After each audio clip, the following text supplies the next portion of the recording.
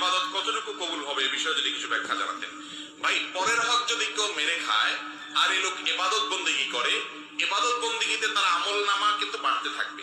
কোরআন হাদিসে কোথাও নাই যে পরের হক মারলে তার ইবাদত আমল নামা যুক্ত হবে না, এরকম কথা কোথাও নাই।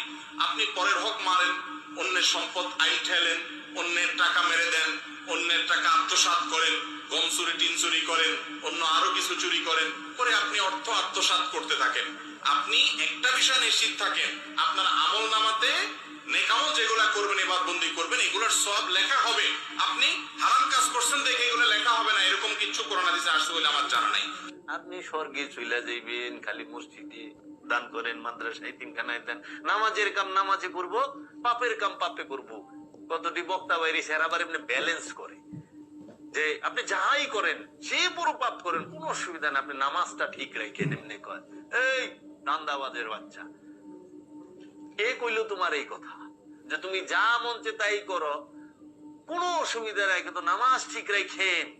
নামাজের হিসাব নামাজে আর পাপের হিসাব পাপে। কই পাইলেন কোরআনে কোন হানে কথাটা কইলো? হাদিসে কোথায় কইলে কথা যে তুমি পাপও করো সালাতও করো? আল্লাহ কি কইছে? লা তাকরাবুস সালাত ওয়া আনতুম সুকারা, খবরদার সালাতের ধারের কাছেও না। নেশাগ্রস্ত অবস্থায় কয় মৌলবীরা, কিন্তু সুকারা শব্দের অর্থ হলো মোহগ্রস্ত অবস্থায়। মোহগ্রস্ত অবস্থায় সালাতের ধারের কাছে যায় না। আর সুদ খাইয়া ধারে নামাজ পড়স, তুই কি কারে কি মনে করস? আল্লাহ কি দেখে না? আল্লাহ কি জানে না তোর কথা? নামাজ হইলে ইমানদারে কইছে, ইয়া আইয়ুহাল্লাযিনা আমানু আকিমুস সালাত ওয়া আতুজ যাকাত। হে ইমানদার, সালাত কায়েম করো, যাকাত আদায় করো। যে সুদ খায় সে কি ইমানদার? যে ঘুষ খায় সে কি ইমানদার?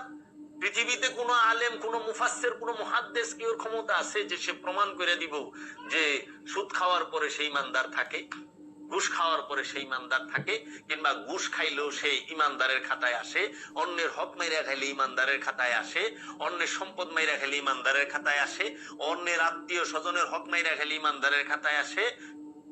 পারবো? যে ইমানদারি না হেরাবার নামাজ কি? কোরআন নিজে কইতেছে আরাইতাল্লাযী ইউকাযযিবু বিদ্দিন। তুমি কি ওই ব্যক্তিটাকে দেখছো যে দিন থেকে সর্বপ্রথমই বাদ? সে কে?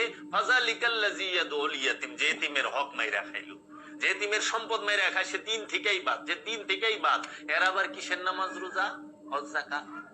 সালাত তো করতে হইব। সুদ ঘুষ অন্যের সম্পদ, এই ছিনতাই রাহাজানি বাটপারি সিটারি সব ছাইরা দিয়া আমরা মাপে কম দিয়ে নামাজে যাই, আবার নামাজ পড়ায়ও মাপে কম দিই।